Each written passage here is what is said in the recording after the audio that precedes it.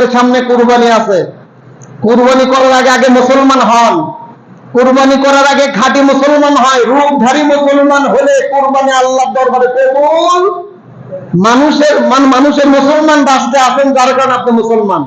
কিন্তু আপনার যদি কোন টেস্টার দিয়ে মুসলমানিত্ব পরীক্ষা করা হয়, এক বাক্যে আমরা সবাই ফেল হয়ে যাবো।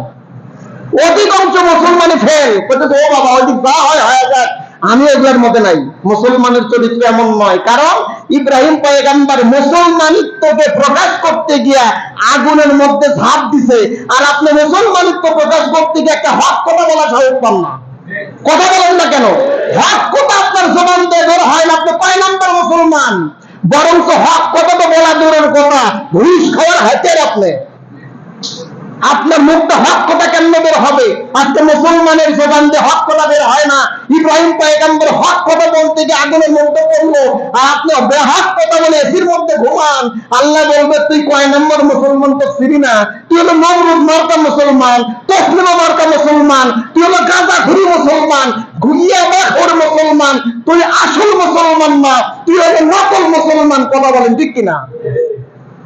আপনি মুসলমান হয়েছেন, আপনার মুসলমানটা হক কথা বের হয় না।